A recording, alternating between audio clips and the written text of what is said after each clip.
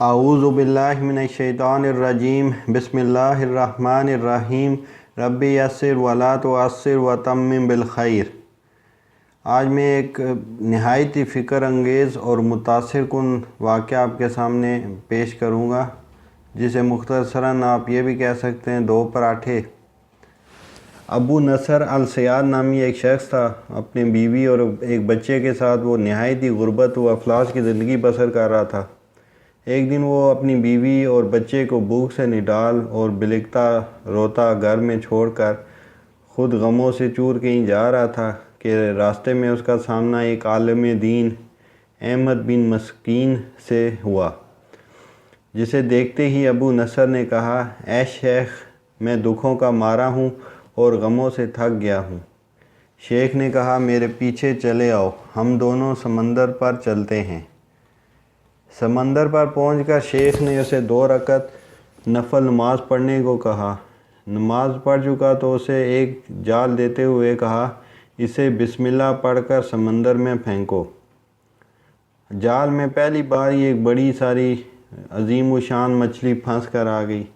شیخ صاحب نے ابو نصر سے کہا، اس مچھلی کو جا کر فروخت کرو اور حاصل ہونے والے پیسوں سے اپنے اہل خانہ کے لیے کچھ کھانے پینے کا سامان خرید لو۔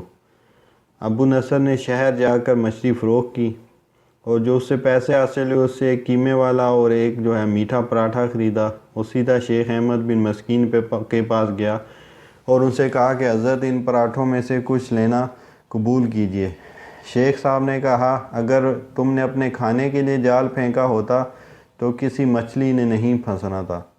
میں نے تمہارے ساتھ نیکی گویا اپنی بھلائی کے لیے کی تھی، نہ کہ کسی اجرت کے لیے۔ تم یہ پراٹھے لے کر جاؤ اور اپنے اہل خانہ کو کھلاؤ۔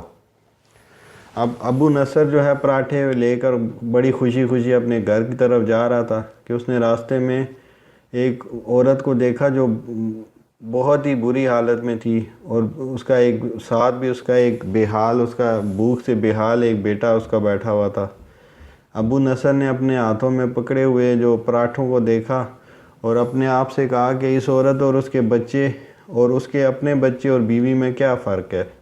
معاملہ تو ایک جیسا ہی ہے، وہ بھی بھوکے ہیں اور یہ بھی بھوکے ہیں، پراٹھے اب وہ کن کو دے؟ عورت کی آنکھوں کی طرف دیکھا تو اس کے بہتے آنسو نہ دیکھ سکا اور اپنا سر جھکا لیا۔ پراٹھے عورت کی طرف بڑھاتے ہوئے کہا، یہ لو، خود بھی کھاؤ اور اپنے بیٹے کو بھی کھلاؤ۔ عورت کے چہرے پر خوشی اور اس کے بیٹے کے چہرے پر مسکراہٹ پھیل گئی۔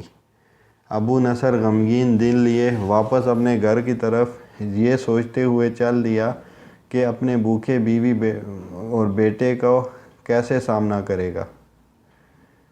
گھر جاتے ہوئے راستے میں اس نے ایک منادی والا دیکھا جو کہہ رہا تھا کہ ہے کوئی جو اسے ابو نصر سے ملا دے۔ لوگوں نے منادی والے سے کہا، یہ دیکھو تو یہی تو ہے ابو نصر۔ اس نے ابو نصر سے کہا، تیرے باپ نے میرے پاس آج سے 20 سال پہلے 30,000 درہم امانت رکھے تھے، مگر یہ نہیں بتایا تھا کہ ان پیسوں کا کرنا کیا ہے۔ جب سے تیرے والد کا انتقال ہوا ہے میں ڈھونڈتا پھر رہا ہوں کہ کوئی میری ملاقات اس سے کرا دے۔ آج میں نے تمہیں پا ہی لیا ہے، تو یہ لو 30,000 درہم، یہ تیرے باپ کا مال ہے۔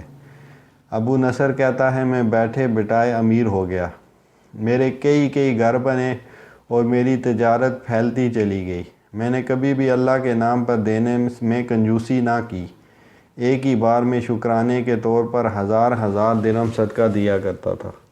مجھے اپنے آپ پر اشک آتا تھا کہ کیسے فراغ دلی سے صدقہ خیرات کرنے والا بن گیا ہوں۔ ایک بار میں نے خواب دیکھا کہ حساب کتاب کا دن آن پہنچا ہے اور میدان میں ترازو نصب کر دیا گیا ہے۔ منادی کرنے والے نے آواز دی، ابو نصر کو لایا جائے اور اس کے گناہ و ثواب تولے جائیں۔ کہتا ہے، پلڑے میں ایک طرف میری نیکیاں اور دوسری طرف میرے گناہ رکھے گئے تو گناہوں کا پلڑا بھاری تھا۔ میں نے پوچھا، آخر کہاں گئے میرے صدقات جو میں اللہ کی راہ میں دیتا رہا تھا؟ تولنے والوں نے میرے صدقات نیکیوں کے پلڑے میں رکھ دیے۔ ہر ہزار درہم کے صدقے کے نیچے نفس کی شہوت، میری خود نمائی کی خواہش اور ریاکاری کا ملمہ چڑھا ہوا تھا۔ جس نے ان صدقات کو روئی سے بھی زیادہ ہلکا بنا دیا تھا۔ میرے گناہوں کا پلڑا ابھی بھی بھاری تھا۔ میں رو پڑا اور کہا ہائے رے میری نجات کیسے ہوگی۔ منادی والے نے میری بات کو سنا تو پھر پوچھا ہے کوئی باقی، اس کا عمل تو لے آؤ۔ میں نے سنا ایک فرشتہ کہہ رہا تھا ہاں اس کے دیے ہوئے 2 پراٹھے ہیں جو ابھی تک میزان میں نہیں رکھے گئے۔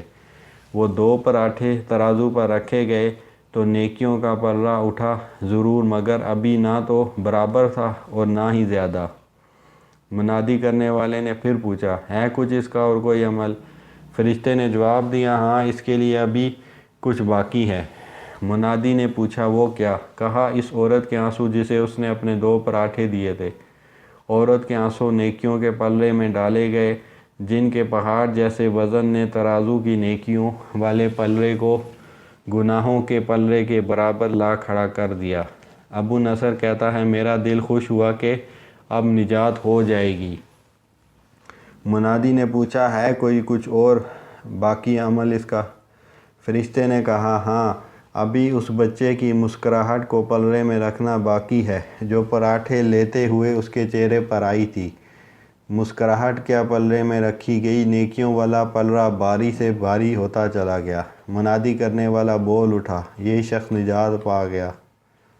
ابو نصر کہتا ہے میری نیند سے آنکھ کھل گئی اور میں نے اپنے آپ سے کہا اے ابو نصر آج تجھے تیرے بڑے بڑے صدقوں نے نہیں بلکہ آج تجھے تیرے 2 پراٹھوں نے بچا لیا۔ اس واقعے سے یہ ہمیں سبق ملتا ہے کہ ہم جو عمل بھی کریں وہ خالص اللہ کی رضا کے لیے کریں اور اس میں ریا و دکھلاوا نہ ہو۔ وما علینا الا البلاغ۔